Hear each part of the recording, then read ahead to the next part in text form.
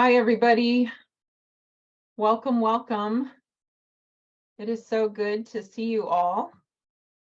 It is wonderful to see everyone. As usual, our meetings are recorded, so if you have to duck out early, this whole thing is recorded. If somehow you happen to kind of pop in late, you'll have a recording, and if for whatever reason you're not here at all tonight, you have the recording. So the reason for the gathering, as you know, is for everyone to get to meet the new director and principal, Dr.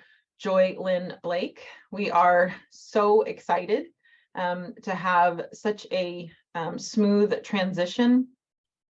She's going to obviously be the lady who speaks the most tonight. I'm just going to be very brief in my comments and then kind of just pass it off to her. But I did, hopefully everyone has received the memo that went out last week.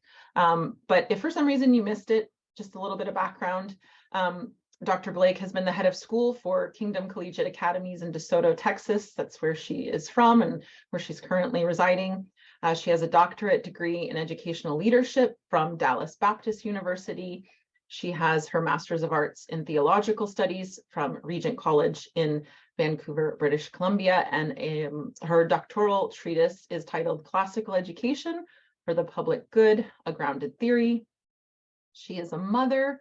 She is a devoted Christian, and just an all-around amazing, lovely person. I've had a chance over the last week into this week to have her shadow me in meetings.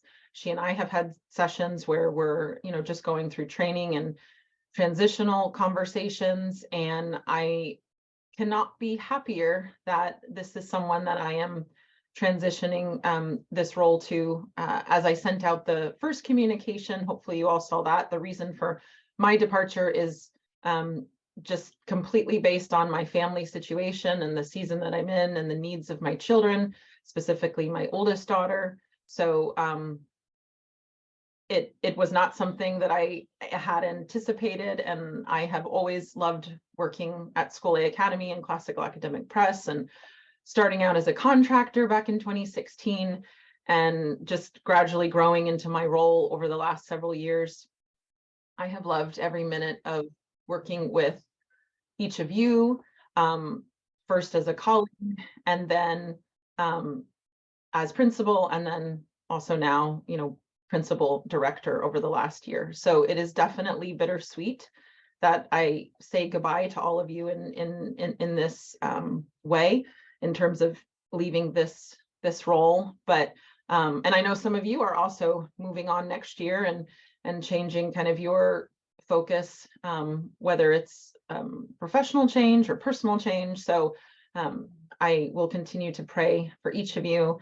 And I anticipate, hopefully, paths will cross at different points again, whether it's homeschool conventions or conferences, or just through the small circle that is classical Christian, that we find each other again at different points, whether it's online or in person. So that's all that I kind of wanted to say. And like I said, the woman of the hour that I want to pass it to is Dr. Joylynn Blake, and then she can share with you her story. And then we really just have a very informal agenda for tonight, which is just for you to ask any questions of her. She might have questions of you all. And should we go the hour, great. But if it ends before the hour, then we'll take it as God has planned it for tonight. So with that, Joylynn, welcome. This is some of our faculty. And you can see that they are happy, delightful, curious people. So welcome. Just as lovely as their biopics on the website. Good evening, everyone, and thanks so much, Joanne. I've had a wonderful few days with Joanne. I mean, she's done a marvelous job, giving me way more than I can take in a single setting, but it has been truly wonderful and a delight to be joining you. I currently am joining you from the Central Time Zone in North Texas, and I know you guys are just kind of dotted all over the place. And I too have been in various locations and time zones in my own little background. So just like Joanne said, I thought that I'd just give you um, a brief biographical history of myself just to give you some context, and then you really are welcome to ask me whatever you want. I'm a pretty open book, and then I would love to hear from you on any things that you think, hey, the person who's stepping into this role from an instructor's point of view should know this. I welcome really your feedback or your insights or anything that you want to share with me. So for starters, and I won't make this very long because sometimes the best way to get to know someone is through the Socratic questioning. So you can Socratically question me after I do the little intro. So like Joanne mentioned, I've my initial degree. Well, I grew up in Texas, and my parents were in ministry. Sort of a preacher's kid, but my parents weren't pastors long for the majority of my upbringing. They ran a 24/7 homeless ministry, so I had lots of people living in my house for many years of my life growing up. And then I went to Dallas Baptist for my undergrad degree, and that was in philosophy. And then, as you can imagine, with a philosophy degree and no marriage proposals lined up, well, what was a girl to do? So I headed off to China, where I taught English for a year. And wouldn't you know it, my hubby and I met because we were the part of the same sending organization that placed teachers in China. And so he's from Ohio originally. And so we met, and our relationship developed old school style, writing letters back and forth. The correspondence was lovely. And so we came back to the States and were married and lived in Ohio for a couple of years. And that's when I was working as a teacher in small little Christian school. Humanities are my gig, mostly English, literature, and history, and that kind of thing. And then we worked for a little while with my parents back in Texas at this ministry called the House of Refuge. And then I headed off to Vancouver, Canada, and we lived there for 3 years. Oh, yes, and we were collecting children along the way. So I'm a mother of 4. 2 of them were born in Canada, so they have dual citizenship, and they regularly threaten to go back to Canada when they become too disillusioned with the state. And so then after those 3 years, I degree in theology from Regent College. And at that time, that was when it was sort of on the cusp of the classical education renewal revival. It was the early 2000s. So because I had grown up in Christian education myself, but felt like there's really something more that can be had, and my philosophy professors kind of pointed me in the direction of this new revival of classical education. So that is what I did my master's thesis on, was a comparison and contrast of sort of traditional styles of schooling, but then this older way called classical education. And then after that, I had a chance to put all my theories into practice because we moved our little family back to China, and then we lived there for 7 years. And at that time, I was a homeschooling mama for 5 of those years, and I was utilizing various things like many homeschooling families do, kind of a patchwork of some things. And so I understand what it is to have little people underfoot, and then you're trying to execute a lesson and things like this. And then we went to work at an international school for a couple of years after that. So we live, if you know anything about the geography of China, it's kind of shaped like a chicken, and we were in the far northeast part around North Korea and the Russian border, in a city called Harbin, which is like a frozen tundra most of the year. And then we moved way, way down south and lived in a city called Kunming for the last 2 years, which is kind of like a tropical paradise. And Then we came back to the States. After that, yeah, I had grandparents in ailing health and so forth. And at the international school, I was a curriculum director. And we came back to the States, and I went through kind of the standard route of alternative teacher certification, and was in the public sector for a little while. And then began working on my doctoral treatise. And like Joanne said, that was really exploring that if, classical education is the best education for some, it's the best education for all. So where is it being provided to diverse populations and diverse people groups? And so the schools in my study were served predominantly brown and black students, not white students, and that was intentional on my part for the research element. And currently, like I said, I live in South Dallas, and I live in a community that I love, and our church is right here where we serve.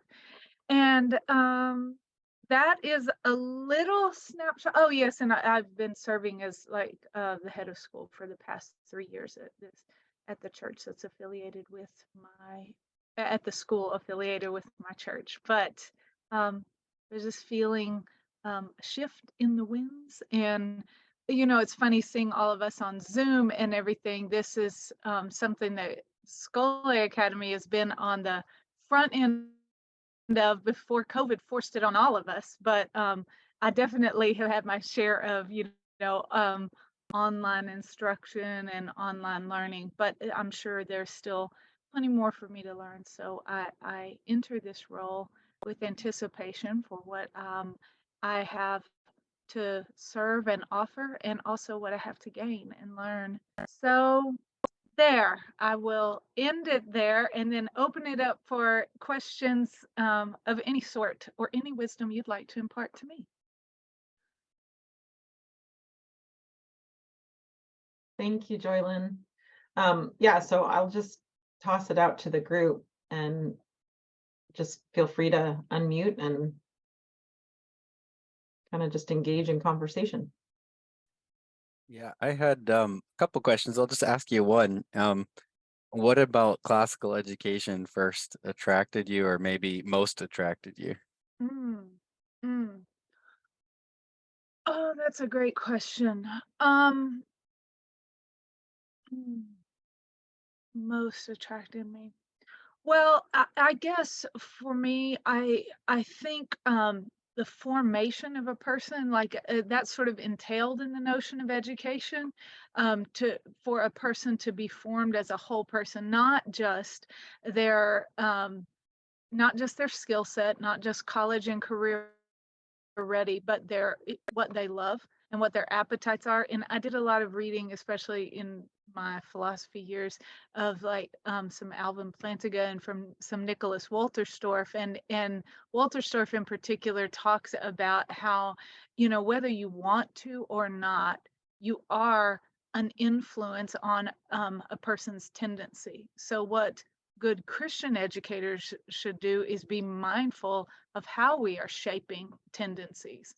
And so I felt like classical education was, they just owned that. There was an embrace of that where, there is the kind of this method that is used, the grammar, the logic rhetoric or dialectic rhetoric, but at the same time, there's this heart for the reason that we're trying to cooperate with this rhythm is because we feel like it's the natural way that a child grows and develops and functions. So I just felt it was more respectful of who human beings are and who they should become, and not treating them just like a brain on a tower.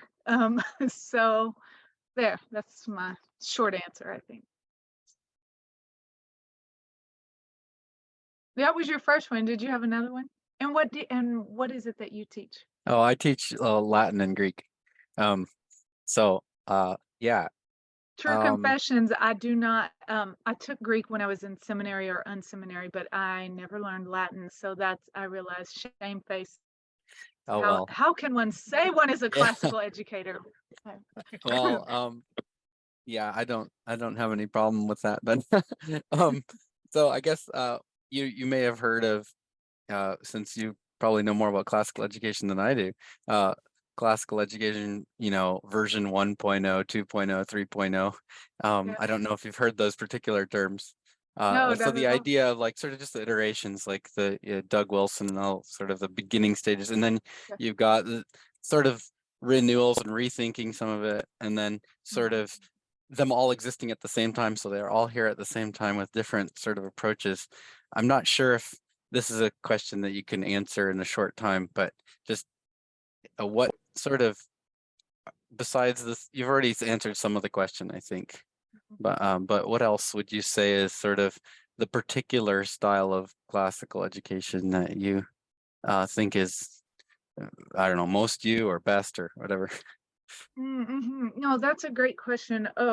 And I guess potentially maybe it's fraught, could already get me in hot water, but it's okay.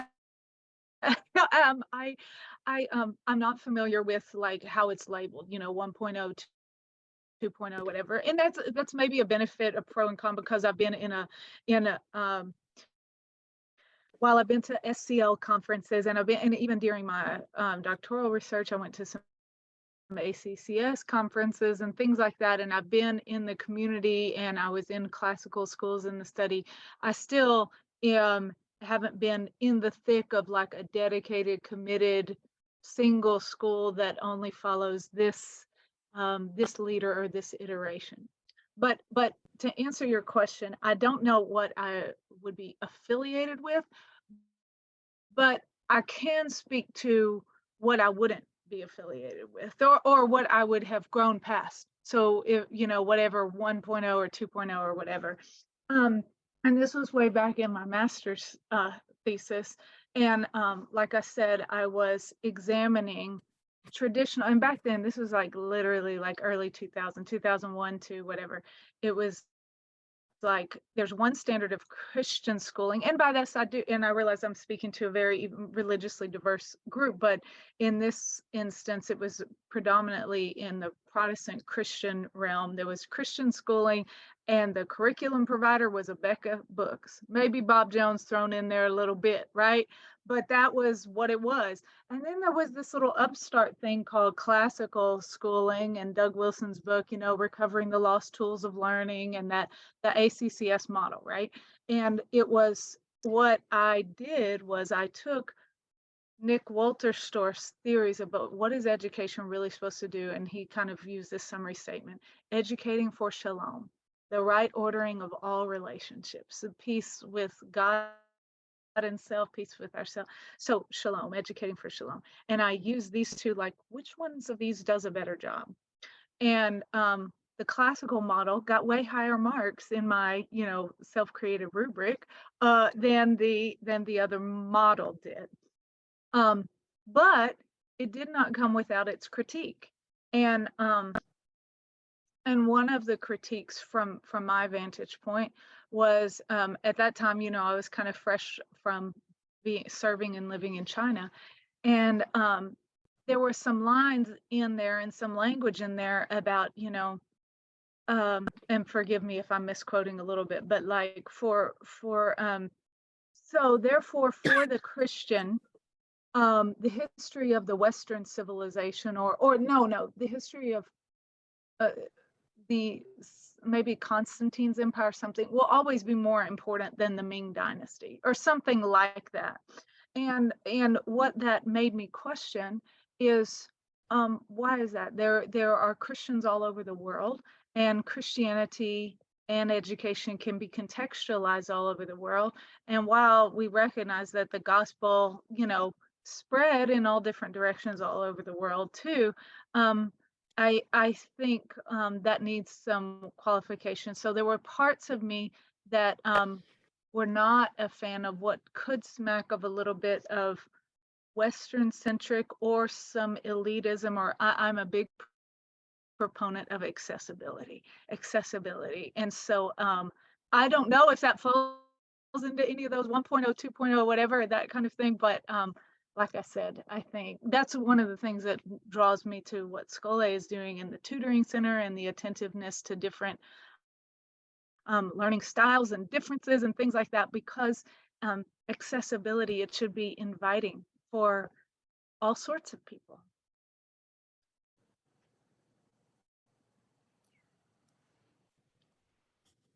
All right, we just jumped into that deep end. Nobody wants to know about my pets or something? I just want to say welcome and thank you. My background is that I'm from the St. Raphael school side of things. And so when I started my homeschooling journey with my 3 kids here in Florida, I had been doing it on my own, and I was looking for different options. And like when you just brought up with Bob Jones, that's one of the first things I looked at, Becca, and, went to whatever local homeschooling expo had. But St. Raphael School had just started, and because I'm an Orthodox, I was like, well, I'll check it out, because let's just check it out. And then when they were able to be umbrellaed with Scholastic Academy, it was really a blessing. And it's actually been a blessing to have this cross referencing with the different Christian sects. I don't have a problem with it. I think it's great. I first married a Protestant who then converted later. So so for me, it's a great option for our family. But I just want to say thank you for coming on board with us on this journey, because it just seems to me, organically speaking, it's been a journey. My first child was born in 2008. So I've been doing this since the start. But I taught in conventional schools before and then worked in the government. But what you're talking about, the classical education, I just want to say thank you for just being part of this and following that path that God's led you on. So just welcome. Thank you. And tell me what you teach as well. Oh, I teach Presbytera Maria. What do I teach? I teach beginners Greek, basically. But it's part of the pedagogy of just starting them off on connecting the two, because I was born as a firstborn. My parents came from Greece, so I grew up speaking both Greek and English, and I actually helped teach my parents English when when I was going to school. So I come from the paradigm of when I've taught my own children to speak Greek, connecting it to what they know and scaffolding it to like English, and that was my actually undergrad was English major, and writing is my thing. So I do that with the kids at St. Raphael, is I help them be engaged with the language, and then the way it sets them up for advancement in New Testament and Koine Greek. So it's so great to meet you. Thank you. And thank you for the welcome. Thank you. If I may, I have a different kind of question. I'm excited to meet you. I think we have a lot in common. I started teaching by teaching English as a foreign language. And of course, I've taught many, many Chinese students. So my question is, maybe you know this, how are the Chinese responding to the classical movement? Are they connecting to it, or do they think that we've completely lost our minds over here? Because I have a special heart for Chinese students. I would love them to join Scholastic Academy as well. Yeah. Thank you for asking. I wish that I knew definitively what the answer is, but I can say that just because, and it's been some years since I was in China, and when we did our work in China at the international school where I was, it wasn't an explicitly Christian school, but what was really interesting though is in the 5 years that I was homeschooling, we did work with some kind of like startup Chinese schools, like in their own home, sort of like Chinese house churches and things like that. So they had to be done, on the down low. But there was a hunger and an appetite, not for these words that didn't bear much weight or have much weight. Classical, who cares if it's called classical? Western, who cares if it's called Western? Or what is good, rich, meaningful education? We're hungry for this, and we want to see and know another way. And so I think at least Joelle Hodge, she let me know that when I was being considered as a candidate, I think it was my history with some roots in China of some sort that was attractive, I think, because Dr. Perrin has a heart for that as well, and for connecting in ways to serve the globe, and especially our brothers and sisters in China. So yeah. Oh, great. All right. Listen, I'm already so getting my library is becoming robust. I'm watching lots of YouTube videos and reading lots of books because I need tutorials on Orthodoxy. I need tutorials on Catholicism. I need tutorials on Anglicanism. And somewhere along the way, I probably need tutorials on my own tradition that I have never even labeled. So no, I'm in agreement that there's strength to be found in a shared recognition of our histories and our stories that weave us together into Christ's body, and a humble attitude and approach, knowing that on this side of eternity, none of us are going to know it all. So how about I be content being a little pinky finger and let somebody else be a toe or an ear or whatever, but together we make up a pretty pretty good body. Hi, Joylynn. I'm Elizabeth Kaufman, and I'm joining from Kenya. So I think, yeah, you and I probably have some things in common as well, just from the international scene and the international schooling scene, as well as homeschooling. I think as anytime I've taken a new role, I just want to know that the people I'm joining are on my side. So I want to say we are for the collective group represented here. And I think my question for you would be more, how can we pray for you in these next weeks as you and Joanne transition, and as your family, you and your husband and grown kids and church family, everything else changes for you in certain ways. What can we do to be prayerful for you?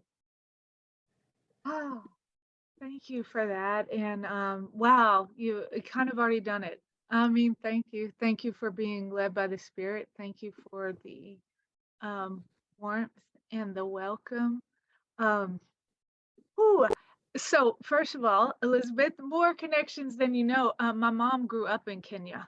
My mom, and so my grandparents were missionaries in East Africa, Kenya and Tanzania for many, many years. And my mom grew up and she went to Rift Valley Academy. That's where she graduated from. So, and of course, this is, years and years ago. But when I was a young girl, I went to Kenya to visit my grandparents as well. So, oh my goodness, yes. And in fact, whenever I mix up the background at some point, I will have the zebra skin in the background.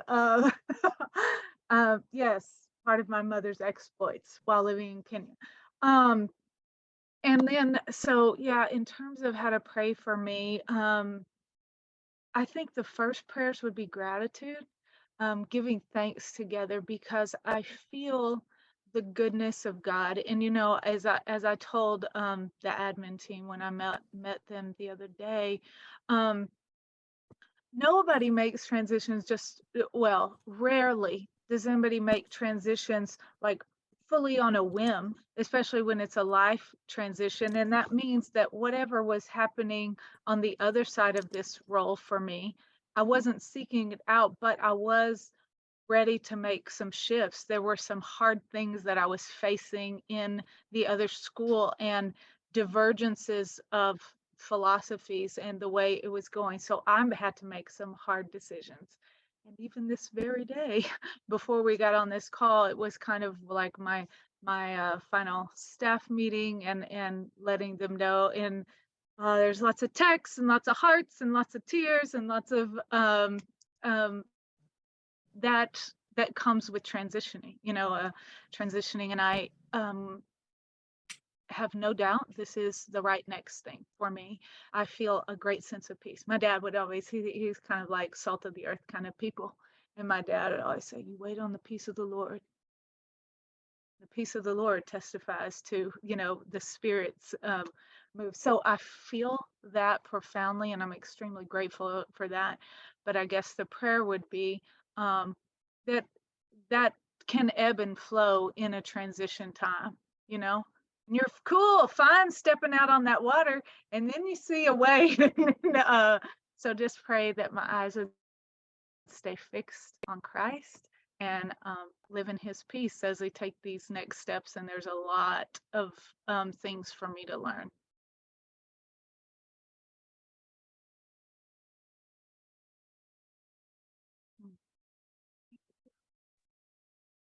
I have a question, if we can just dive in. Sorry, I missed the first 15 minutes. I came from a tutoring session, but I'm assuming that I just dive in. Actually, I have two questions because you mentioned your pets, and now I like need to know what kind of pets you have. So I would love to hear that for one. Okay, so it is not exotic at all. It is 2 cats. And the reason we have 2 cats is because I love my daughter, not because I love the cats. Yeah, so that's our situation. Love it. I'm a 2-cat owner myself, so technically it's because I love my roommate, not because I'm excited about the cat. So I relate to that.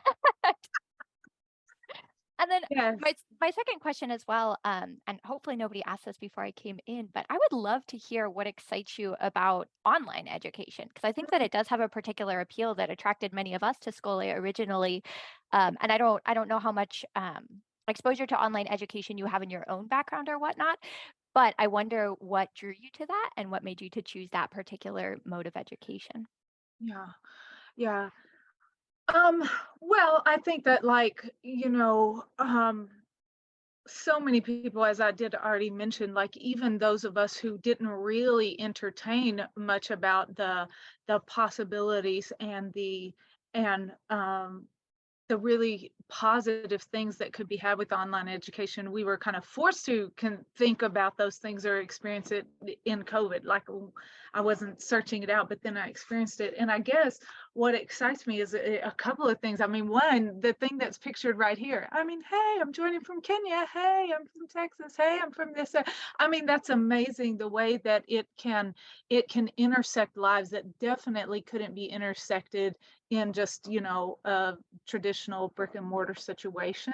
So that's one thing. The other thing is that I think that there is a lot of new room for creativity that I don't know, it's just afforded, like the whole share the screen and let me quickly show you this video and let's interact on this board together, and let's that kind of part of it isn't so easily accomplished in a regular traditional classroom environment. So those kinds of pieces, and let's all be honest, the mute button is the bomb.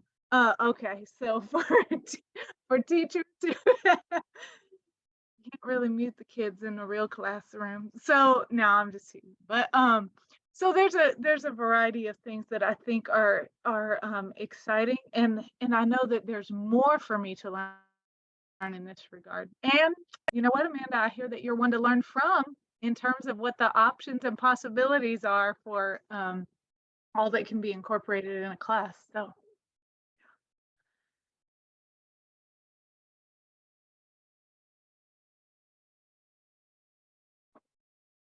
Okay, now Amanda got me going. What are the names of the kitties of Joylynn's and Amanda's? okay, so we have a large black cat with one little white paw, and so her name is 8-Ball. That was inherited. Oh. She was found at a gas station. So anyway, that's 8-Ball, and then the other one is this really speckled miniature. She hasn't grown past this size. She's gray with all these speckles all over her, and her name is Bunny because everybody agreed she looked like a dust bunny. So that's our cat's name. Cute names. Thank you. And yours, Amanda? I have a Juno who lives up to her name as the Queen of the Gods and our entire apartment. She's violence incarnate. We call her Baby Wrath sometimes. And then our other one, Nyx, we've been joking around that we've been collecting the 7 deadly sins because we have wrath, and then Nyx is gluttony. She'll eat anything in sight. So stay tuned for when we get the rest of the deadly sins in our apartment.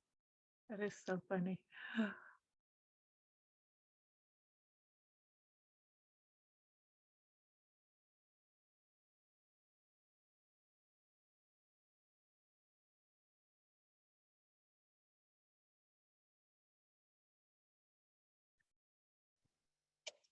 Hi there, Victor. Hello. Well, Oh, we're both starting at the same time. you go first. You go first. Okay, can you all hear me? I'm in the car. Sorry, I have to get my son to practice. But I just wanted to chime in and welcome you. Can you all hear me? Yes. Hey there. Okay. Yeah. My phone, I'm on the phone, so I'm not used to doing this on the phone. But yeah, I want to welcome you. I'm from Dallas also. My I kids thought actually so. went. Yeah, my kids actually went to I think it was called Faith, Faith Family Academy. I think that's what it was called back then, but to the school at OCD. They So that went was there when they were, Fellowship Christian yeah, Academy. that's Uh-huh. it. Yes, Ah, okay, yes, Fellowship Christian Academy. Yes, they okay. went there when they were very little. So like four-year-old kindergarten, Yeah, those yeah. years. Yeah, they went there for about 3 years, I guess, before we moved. But That is so I great. want yeah, I want to let you know that. And so we've heard about your idea of classical education and also your idea of online learning. So I wanted to ask about your idea about Scole. You know, when you think of Scole, have you had a chance to think about what that means to you? Our families come to us with all different ideas of what Scole is. I'm having my teacher check-ins right now. I teach math. And one parent actually said, I thought it was just going to be a bunch of games, like math games and stuff, because their idea of Scole was very relaxed. So Oh, we get the gamut of all of them. So what is some of your ideas of what Scole means and what it looks like? yeah. Well, that's such a great question. Okay, just spitballing on this one, but I would say, first of all, I really did resonate with the idea of the structure kind of a liturgy being a good way that that a class rhythm can be structured, and that to follow kind of a liturgical rhythm is a way to build in a restful approach to learning.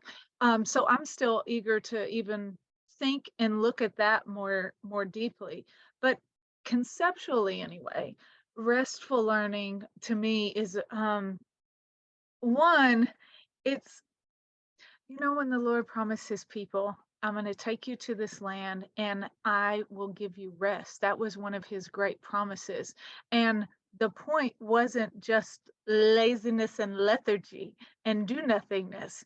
And I guess one of the things that comes to mind is even people, in their very, very golden years, or coming to the ends of their lives, or and I've heard anyway, when they're living in these places, that when they feel they've lost a sense of purpose or work to do, that comes with a measure of depression and sadness. So for me, here's the web of connections in my mind, is that having work to do is restful.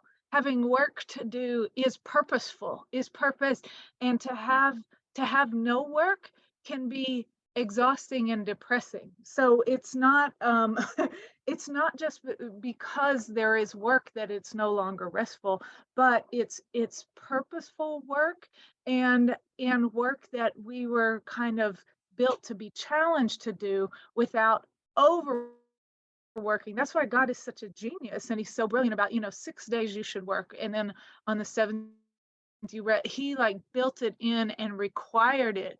I mean, went so far as to make it a command that rest is something we're supposed to exercise, because to me it's also a way of reaffirming trust. In a way, it's almost like fasting. Also, it's a way of affirming that we don't live by bread alone. We don't live by a sense of work and completing task alone. We live in a sense of peaceful trust. And that includes times when we stop working, disciplined times when we stop working, and then times that when we are working, all our work is done. Those Bible verses we memorized when we were, whatsoever your hand finds to do, do it heartily as unto the Lord. So that heartiness in our work, I think, is part of restful learning. Laziness is not restful. It turns out to be exhausting. So does that answer your question a bit? Yes, thank you. I'm so glad we'll have to meet in real life though, since you're right here in the Metroplex. Yes, anytime you need to talk to someone or just need to meet up, I'll do that. Give me the lowdown. Yes. Okay. Yeah, my name is Chris Marchand. I'm a literature teacher and a history teacher. So as a fellow humanities teacher, I was just curious, what's something you've read over the last couple of years, or even just favorite authors, favorite books? That's always a good point of connection for me. Oh my goodness. I was actually thinking about this because Joanne gave me, told me about the videos, like the 5 minutes with the instructors and, ask them about their books and all this. I was like, this is going to make me panic because I can't stand having to like say the favorite. So I redefined the question and I said, which books would I identify as like having been really formative for me? Yeah, so that's if you don't mind, that's the tactic I'll take because oh my goodness, there's so many. And absolutely the it's never the wrong answer to say C.S. Lewis or Tolkien or whatever. It's C.S. Lewis was hugely, formative in my life. And I already mentioned Wolterstorff in terms of philosophy, but I'm going to talk about like formative books in like shaping who I am as a person. When I hit the dark night of the soul and I was not sure in college if God existed or if he did exist, whether he was good, one of the books that pulled me back from the brink was actually A Grief Observed. And that's obviously a Lewis book. And I don't even know exactly why I was reading that, but it pulled me back from the brink because he had this sort of epiphany in that about that all that you see is not all there is to be seen. And that was a personal revelation for me too. I also read at that same time A Severe Mercy, and I don't know if you're familiar with that, but so that was also very formative because that's where I got that line about brain on a tower. To be a great brain on a tower would not be a very satisfying life either. So that pulled me back into the folds of faith. Of all the Lewis books just to enjoy, I really love The Great Divorce for whatever reason. It's kind of weird, but I love that book. And then let's see, and True Confessions about Literature and Humanities. It's really my oldest son who is the true geek, and he's the one who's trying to read through all the Harvard classics and do all this kind and read Russian authors and that kind of stuff. So I'm not even remotely as well read as he is.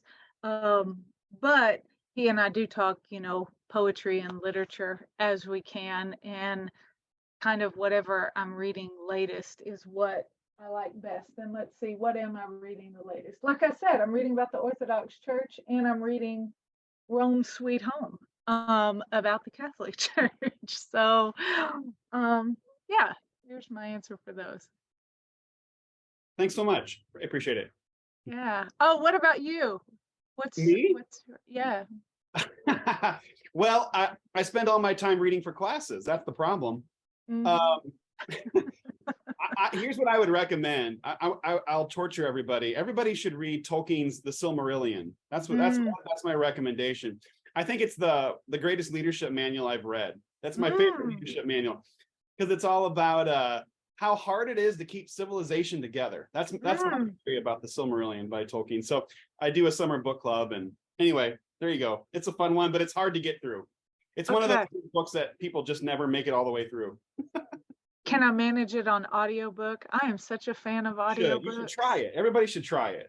You know how much laundry you can fold and dishes you can do with audiobooks? There you go. Fabulous. I agree. I'm doing Dorothy L. Sayers on audiobook right now. So. Oh.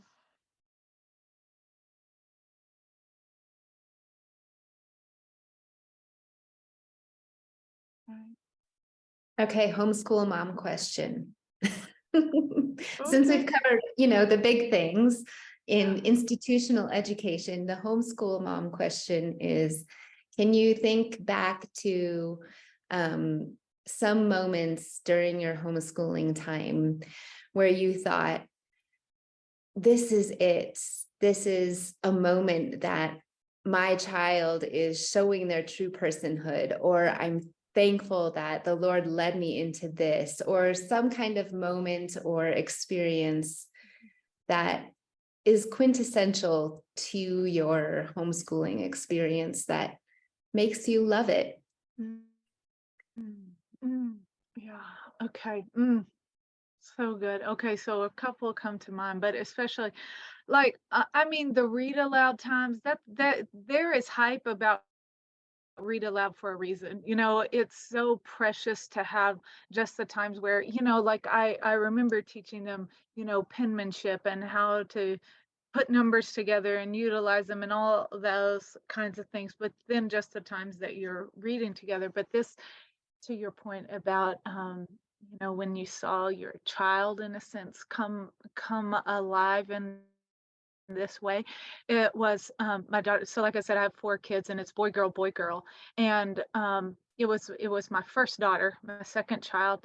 And man, when you talk about a strong-willed / hard-hearted human being, so I did not train that, but it's there.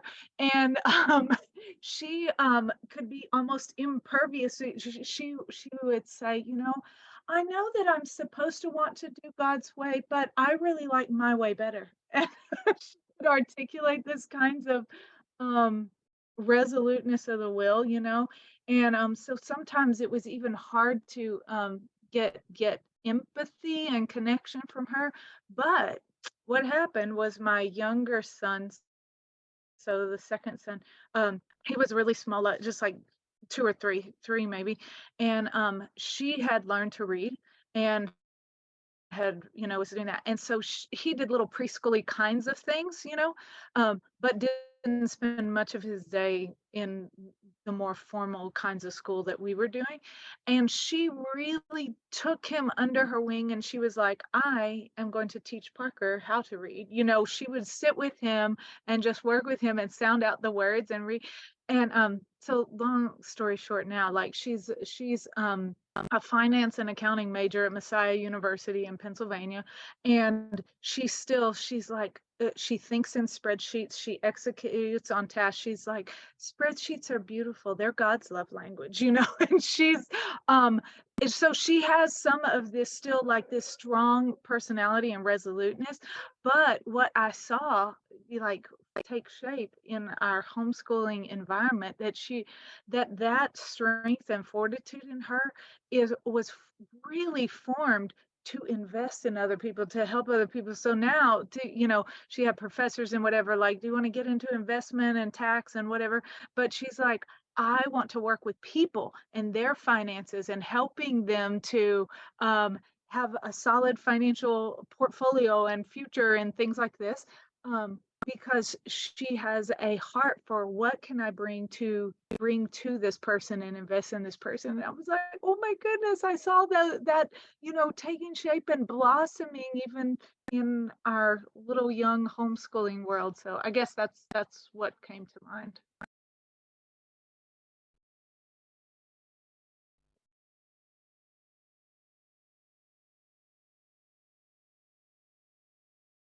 All right. Well, I've kept you quite some time, and it's so refreshing even to dialogue about these kind of things. Maybe this is the water that you all eat, sleep, and breathe in. But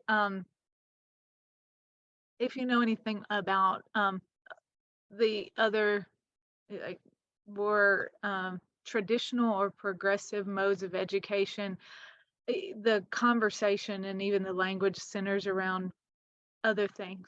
And so just the refreshment of, there, like Lewis writes in the 4 Loves and stuff, you too, you see like I see you, this resonates with you. So that's another thing that I'm really giving thanks to God for, because he does all things well. He doesn't leave anything hanging or anything uncompleted.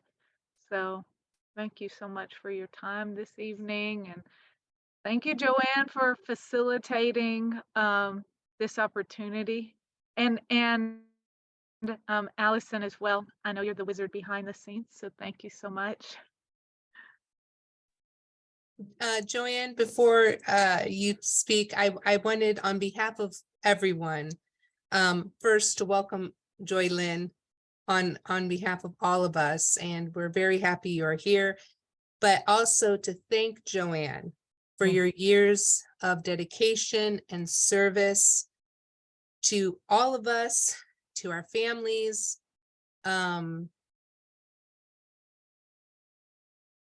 We, of course, will miss you, and we know it's a time and season, but from me as a representative of everyone, and anyone else can chime in, I just want to thank you for what you've done for all of us these past many years. So thank you so much, Joanne. Well, you're very welcome. I'm very moved by what you've said, and I know other people have sent me emails, and I've had messages from parents, and I've enjoyed every year, every moment, every kind of role that I have sat in or projects that I've taken on to support School A Academy, and it's been a privilege and an honor for me in the sense that I feel like God allowed me to participate in the school and in the lives of so many families. And I'm not going to be emotional, but just know that this school and the families and the people, all of you here and those of you that couldn't make it tonight, but you'll watch this recording, you all have touched my life in different ways and helped me grow as a professional and helped me grow as a person, just in the day-to-day, but you know, my walk with Christ as well has been shaped so much by the work I've had here. And some of you have also gotten to know my children in different ways. I've my oldest working with Joelle this year, you know, for math tutoring. And so some of you have gotten, you know, glimpses into my home life and my children. So you all have left your mark as well, not just on me, but my family. And so I hope our paths cross again, and I have faith that they will. And I told Joelle, I said, who knows when the season changes, I might be wanting to come back as a contractor and teaching again alongside you. But that's for God to determine and you know, make evident to me, should that be the plan. But for now, yeah, come Friday, I'll be stepping away and coming more, well, fully into the home. And I am grateful for that. I'm grateful to God and my husband and the system I have here, the family and everything that I have here to make this transition. And then I'm grateful to the School A Academy team, Presbytera and Allison and Nancy and Christy and Joelle and David and people at CAP that I've worked with. Yeah, it's just been a very, very good time. So thank you so much. And Joylynn, good luck with everything that you have to do. This is a great team and great teachers.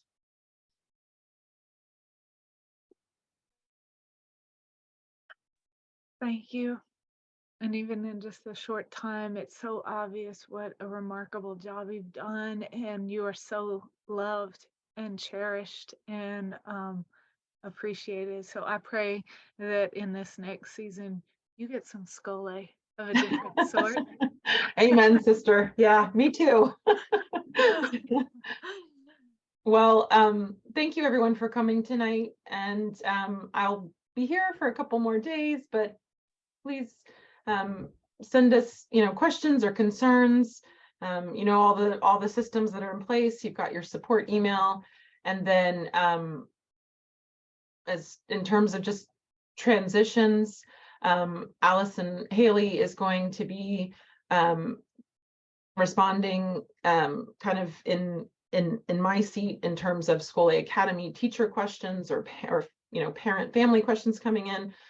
Presbytera is going to continue doing the great work she has with St. Raphael School, the tutoring center, and she also has some interim duties that she's going to take on to help answer phones that came in, you know, to me. They'll go to her. So everyone has their marching orders, so to speak, but all in love and commitment to the school and to continue to serve you all as well. So as you're finishing this year, and of course, those who are returning and preparing for summer, all the things that will take place, the team is solid and ready to keep that moving forward. And of course, Thursday night this week, we'll have our end of year instructor meeting. So we'll be joined by new teachers who are obviously not here tonight.